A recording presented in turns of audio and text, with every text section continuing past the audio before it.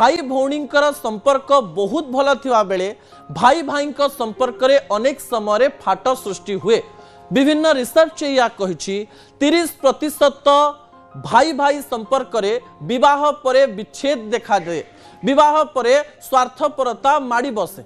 ओडिया रे भाई भगारी ए प्रकार शब्द मध्य व्यवहार करा जाए, किंतु समाज रे किछि नियम रही एवं समाज रो किछि घटना रही जो घटना मनीष को शिखई दिए जे दुनिया रे एबे भी मानविकता एवं भाई भाई रो संपर्क बंची रही। एमती गोटे कहानी मु आज आपणक निकटे रखिबा पई जाउची जार ना तू बंची था मो लिवर रे। दर्शक बंधु, भाई थिले साथी रे हाथ मारी परिबेनी केही मो देहरे। भाई थिले साथी रे मु जीती जीवी जीवन मृत्युर युद्ध रे। भाई थिले साथी रे सबु दुख दूर होई जीव मात्र 14 घंटा रे। दर्शक बंधु, आज जो कहानी मु आपणक सामना रे रखुची ता आपणक मन रे भाई भाई भितरे थिबा भल पाइबा को आहुरी गार्ड कर देबो। विजुअल ऊपर आपणकर दृष्टि आकर्षण करे देबा पई चाहिबे। आज जने भाई कहूची भाई तू बंची था मो लिवर रे, तू खाई परिबोनी, तू कष्ट पाइबू, तू ए सब केमती देख, तू ए सब जदी कष्ट दे गति करिवो ताले मु केमती देखिबे कहलु।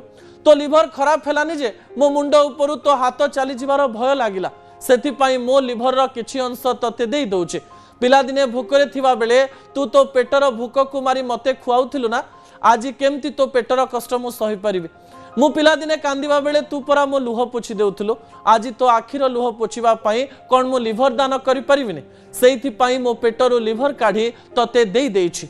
ए घटनाटी हेउछि पिपिलीर। दर्शक बंधु, 25 वर्षर सान भाई 32 वर्षर बड़ भाई को निजर लिवर दान करिछि। बड़ भाईर लिवर खराब होउथुवा कथा सुनी सुदूर बॉम्बे रो ओडिशा आसी जाइथिले सान भाई। बड़ भाई को बहुत भल पाउथिबारो सीधा घरे कहि देइथिले, मां मु मरि जाए पछे बड़ भाई बंची थाओ। लिवर ट्रांसप्लांटेशन रो कथा आसीबा समय रे सीधासळक भाबरे जेतेबेले लिवर मैच करूची सेतेबेले निजर लिवर रो अंशते तांको भाई को दान करूचंती एवं उभय भाई गोटिए क्रिटिकल ऑपरेशन दे गति करिबा बेले उभय भल अछंती बोली कहा जाउचे। भविष्यत रे स्वार्थपर होई सान भाई एपरी कहि पारि थांता जे मु लिवर दे भी नाही, भाई जेते दिन बंचिला बंचिला, किंतु निज जीवन कथा न भाबी सान भाई बड़ भाई को लिवर दे प्रमाणित कर देइछि। भाई भाईर संपर्क एबे भी बंची रहिछि। उभय सुस्थ रुहंतु, उभय दीर्घ जीवन बंचंतु, ए प्रकार आशा करी असल कथा को एठी रखुछि। आसंता काली राति 8 रे आपनक सहित पुणी देखा हेबो। रहुछि, नमस्कार।